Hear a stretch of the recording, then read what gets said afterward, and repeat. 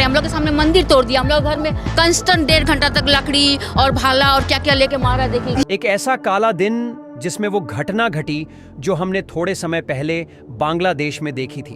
उससे पहले यही हमने एक भारतीय सिनेमा की एक मूवी द कश्मीर फाइल्स में देखी, और अब हमें ये देखने को मिला ममता के राज्य पश्चिम बंगाल में। दिन था 11 अप्रैल 2025। ये वो तारीख थी जिसने इंसानियत को शर्मसार कर दिया। पश्चिम बंगाल के मुर्शिदाबाद में उस दिन जो हुआ वो सिर्फ एक विरोध नहीं था, वो एक जिंदा बस्ती का खामोशी से जल जाना था। हम लोग के सामने मंदिर तोड़ दिया। हम लोग घर में कंस्टेंट 1.5 घंटा तक लकड़ी और भाला और क्या क्या लेके मारा। देखिए, ये शटर देखिए ना, कैसे तलवार मारा, ऐसे तोड़ा है। घर, दुकानें, गाड़ियां और मंदिर सब राख हो गया। लोगों को समुदाय विशेष के लोगों द्वारा घरों से निकाल निकाल कर चुन चुन कर मारा गया था। किसी का सर फोड़ दिया तो किसी के बेटे को आंखों के सामने मौत की नींद सुला दिया गया। तो आइए दिखाता हूं सच का आईना। उससे पहले चैनल को सब्सक्राइब और इस वीडियो को लाइक कर दीजिए ताकि ये बातें सभी तक पहुंच सके, जिसका कारण बना वक्फ बोर्ड संशोधन अधिनियम 2025, एक ऐसा कानून जो मुस्लिम वक्फ संपत्तियों की पारदर्शिता और नियंत्रण की बात करता है। इसमें महिलाओं को प्रतिनिधित्व देना, संपत्तियों की जांच और सरकारी निगरानी जैसे प्रावधान थे। पर इस बदलाव को कुछ कट्टरपंथी तत्वों ने धर्म पर हमला समझ लिया और शुरू हुआ एक ऐसा विरोध जो धीरे धीरे दंगे की शक्ल में बदल गया। इसका मेन कारण था उन लोगों में डर के कहीं उनके काले इतिहास का भांडा न फूट जाए। इस घटना की शुरुआत कहां से हुई? 8 अप्रैल को ही माहौल गर्मा चुका था। राष्ट्रीय राजमार्ग 12 पर जाम, रेलवे स्टेशन पर ट्रेन रोक दी गई।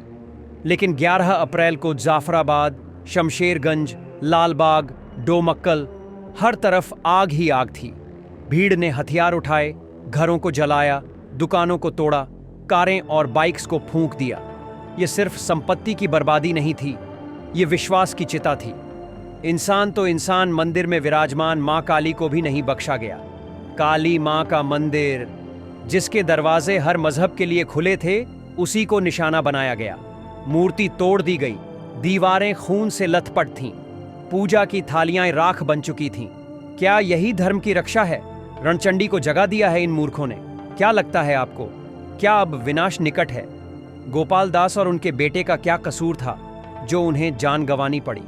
गोपाल दास एक शिक्षक, एक पिता, एक साधारण इंसान जो हमेशा सच्चाई के साथ खड़ा रहा। पर उस दिन जब उसके घर को आग लगी, वो अपने बेटे चंदन को बचा नहीं सका। भीड़ ने बेटे को घसीटा और गोपाल दास की आंखों के सामने उसका कत्ल कर दिया। गोपाल खुद गंभीर रूप से घायल हुए। आज वो जीवित है, पर वो हंसी, वो आवाज हमेशा के लिए मर चुकी है। एक और विक्टिम शारदा देवी। शारदा देवी की मिठाई की दुकान थी, 30 साल से वहीं थी। सब कुछ जल गया। अब हम क्या खाएंगे बेटा? ये कहते हुए उनकी आंखों से आंसू नहीं, राख निकल रही थी। करीब 400 परिवारों ने अपना सब कुछ खो दिया, सिर्फ इसलिए क्योंकि कुछ लोगों ने नफरत बो दी। वैसे तो कई लोगों के साथ दुर्व्यवहार किया गया, पर आपका ज्यादा समय न लेते हुए कुछ किस्से मैंने आपको बताए। आप इससे अंदाजा लगा सकते हैं, अगर लोगों को गांव के गांव खाली करने पड़े तो ये किस हद तक का दंगा रहा होगा। क्या कर रहा था बंगाल का प्रशासन? पुलिस, सरकार, प्रशासन, सबने कहा स्थिति नियंत्रण में है।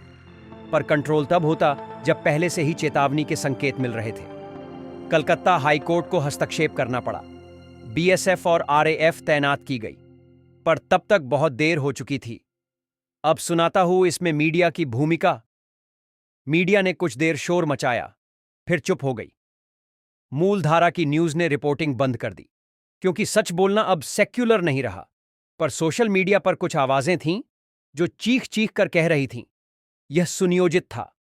इससे बचने के लिए आप क्या कर सकते हैं? भारत का संविधान हर नागरिक को समान अधिकार देता है, चाहे वो हिंदू हो या मुस्लिम। धारा 14, 19, 21 हर व्यक्ति को अभिव्यक्ति, सुरक्षा और जीवन का अधिकार देती है। विरोध करना हर नागरिक का हक है, पर हिंसा करना जुर्म है। आईपीसी की धारा 153 ए, 295 ए और यूएपीए जैसी कानून ऐसे दंगों को रोकने के लिए बने हैं। पर सवाल है, क्या उन्हें लागू किया गया? लोगों से हमारी अपील। मुर्शिदाबाद अब भी खामोश है, वो खामोशी जो जख्मों से भरी है। हम सबको अब तय करना होगा, क्या हम फिर से चुप रहेंगे या आवाज उठाएंगे?